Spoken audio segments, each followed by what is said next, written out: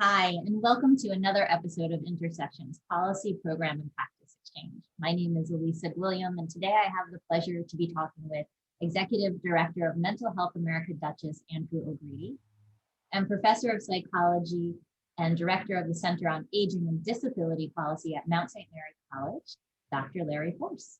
So Andrew, do you want to get us started today? Yeah, it's great to be back at this again.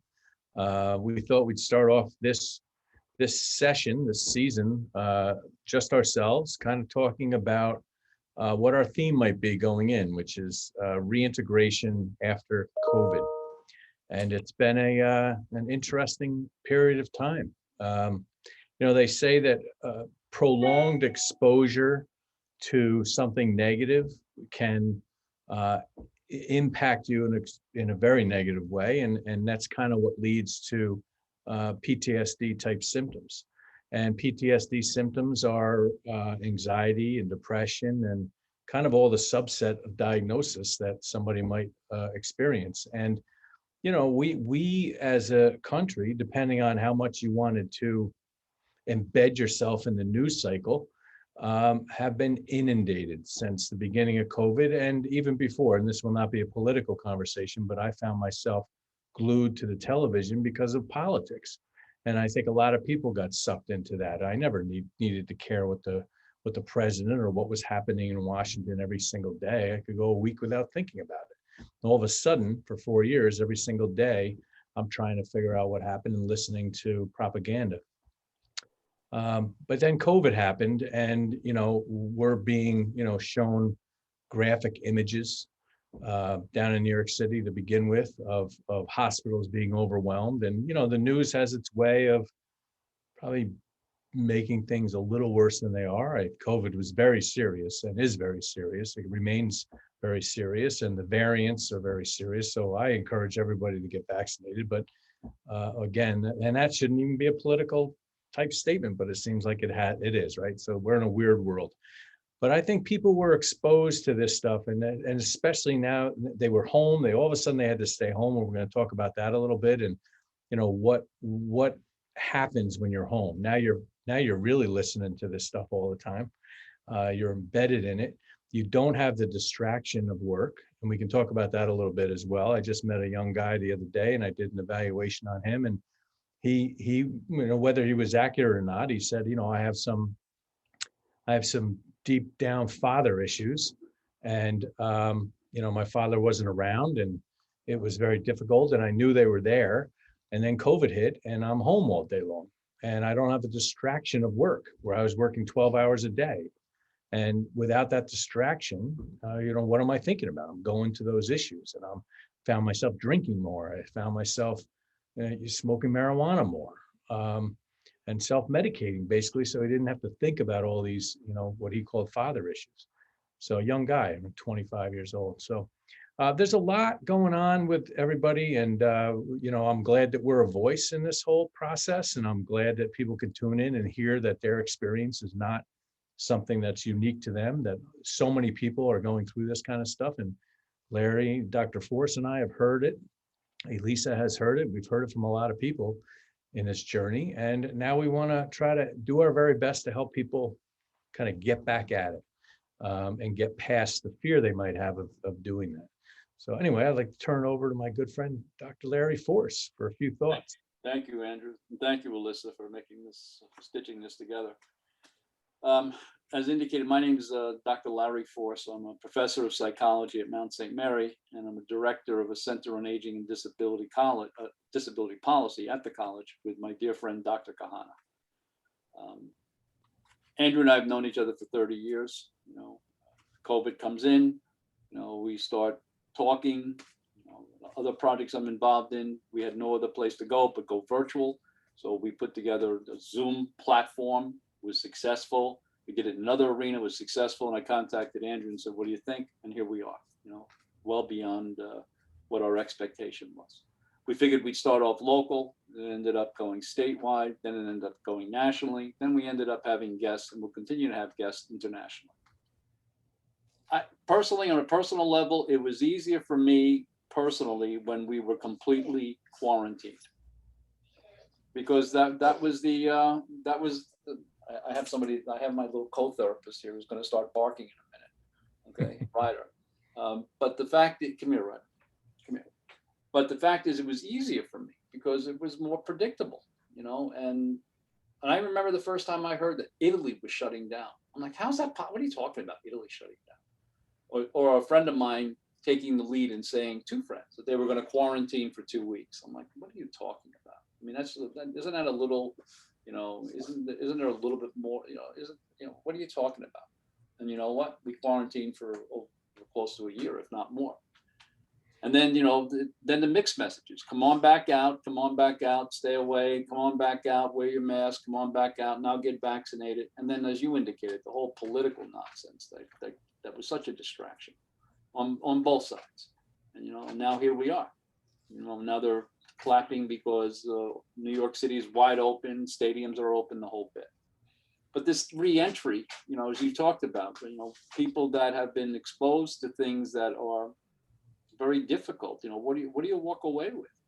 Some people believe that anybody that lived in an institution walks away with PTSD.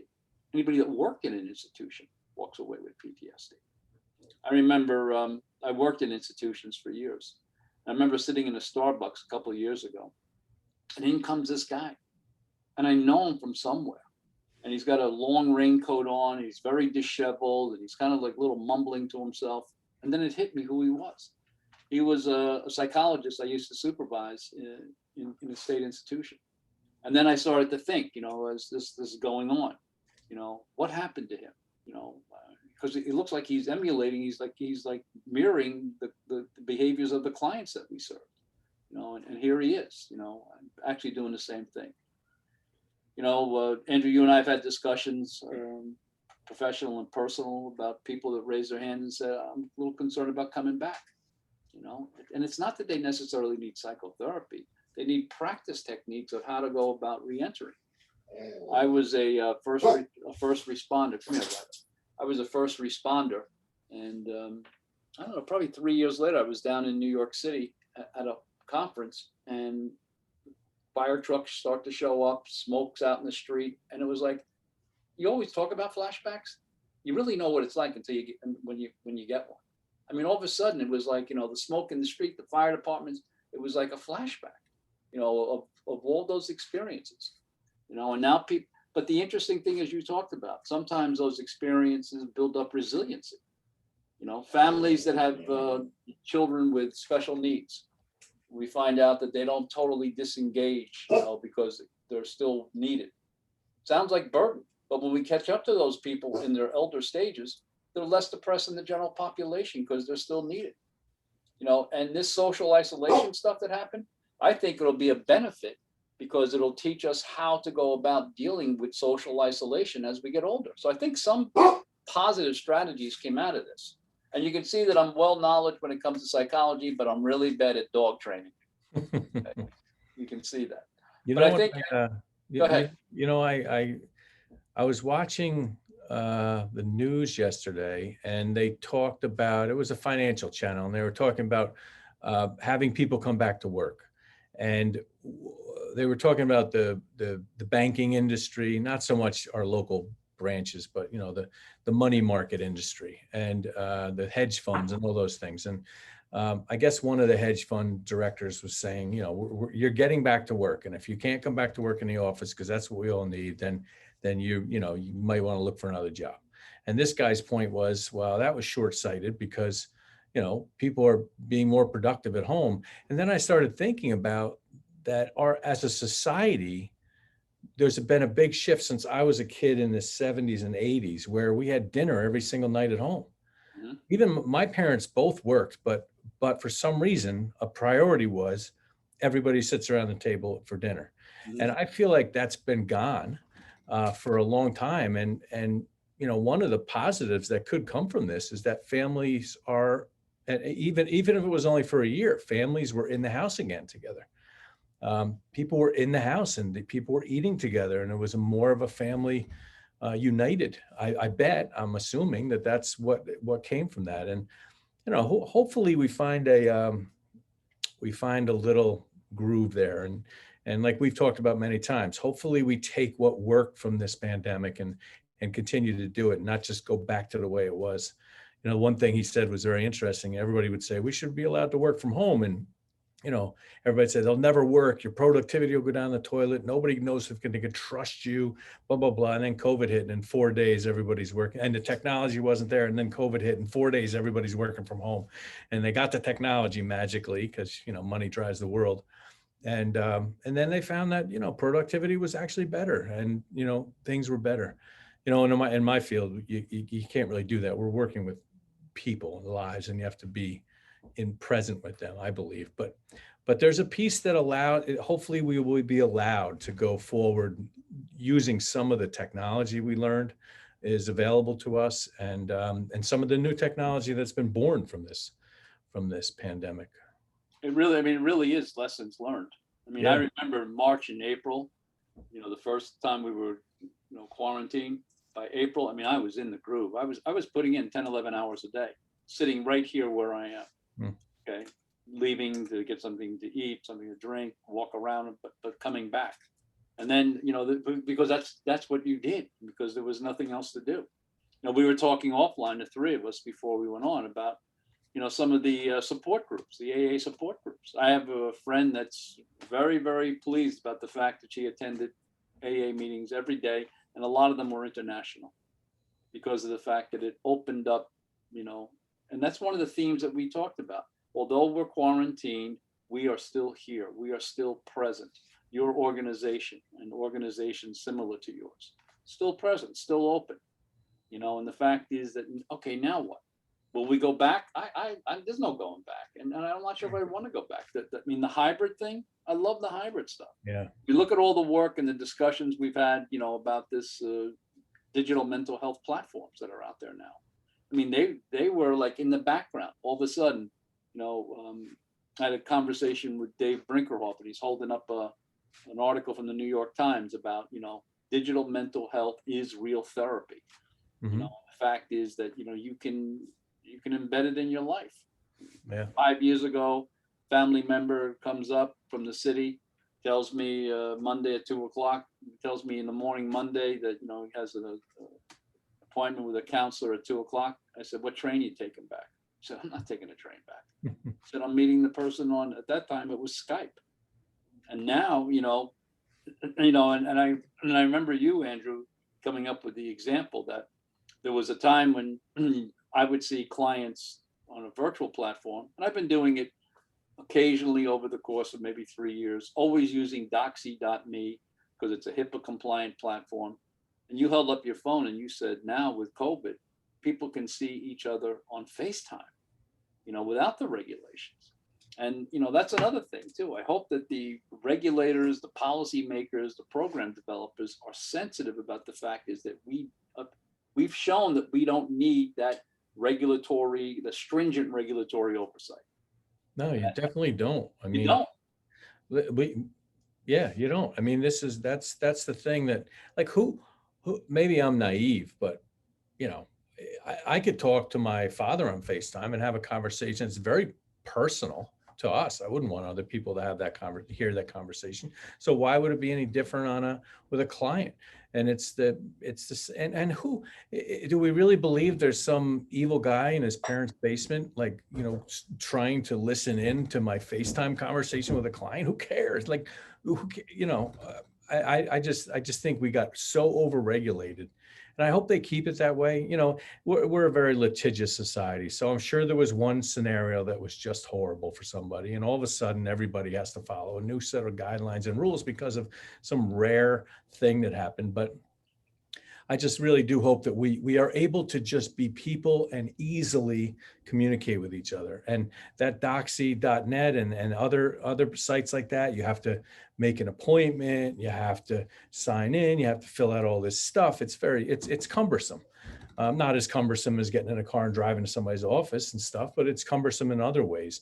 And so to just be able to pick up the phone and quickly touch the thing 2 or 3 times and be right there with somebody is amazing. And it's what people need, especially in crisis. They don't need to be, when you're in a crisis and you're very depressed, everything slows down. Everything, your thought process, your thinking, everything slows down. So even navigating the complexities of a phone and trying to get an appointment is not an easy thing for people to do in crisis. So I'm glad we're in a good place, and I hope it stays that way. Years ago, I had a conversation, and you've heard me reference this, with the former CEO of a large medical center. And I said, what's the hospital of the future look like? He held up his phone. Yeah. He said, it's here. He says, it's not going to be the large, tall apartment buildings. And look, I have an iWatch on that can monitor just so many of my body functions. Right. I had an iPhone. I had an experience about 3 weeks ago. I was down on Long Island, and I stopped to get gas. And when I stopped to get gas, I put my phone on top of the car. About a quarter of a mile down the road, I heard something rolling off the top of my car. Oh my God. Okay. And it was just like, talk about panic. All right. Because I'm running up and down this main street, looking for my phone. And then when I finally get back, when I'm doing the thing on the iWatch to find it, I find out that it did roll, but it didn't roll completely off my car. It was still there. It was on my roof. Wow. But out of touch with technology, Yeah. not a good feeling. Yeah. I heard somebody say one time they'd rather lose their wallet than their phone. And it's because of all the technology. But that technology doesn't mean, there's not that it's not anything wrong with it.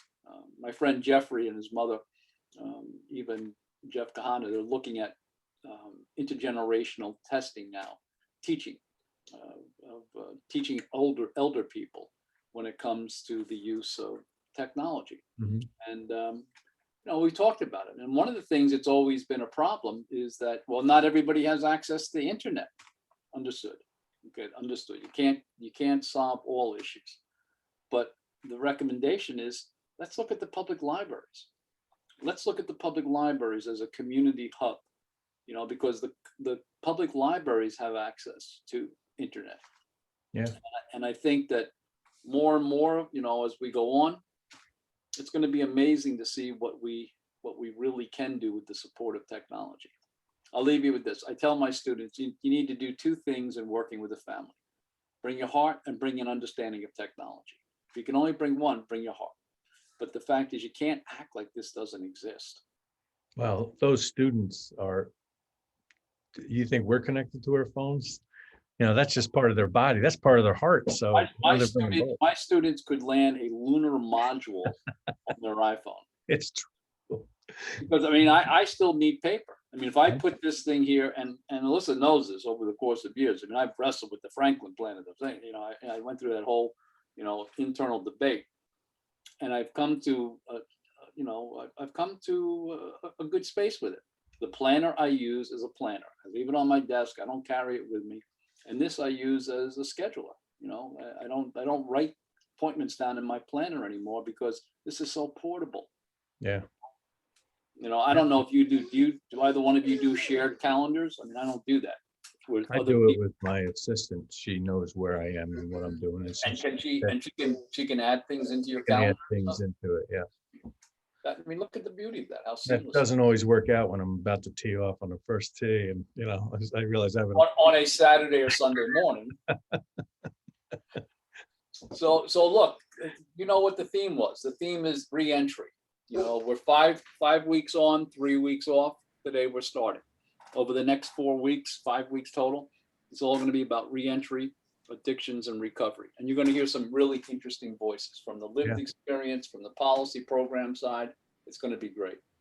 It'll be great. I hope everybody can tune in and check it out. And the dog loves it too. And can I invite Ryder? Can Ryder join us too? Ryder, speak, Ryder, speak. I know somebody that their dog has, you use the word Alexa. Uh-huh. The dog goes wild. Really? Wild for some reason. So everybody in the family is running around yelling, "Hello, Alexa," and the dog goes. It's not like Ryder. Ryder's a good boy. All right. So thank you. Great seeing both of you. Awesome, Doug. And thank you for joining us today. If you would like to rewatch this program, leave a comment or share it with other people, log on to our website, www.intersections-exchange.org. Until next week.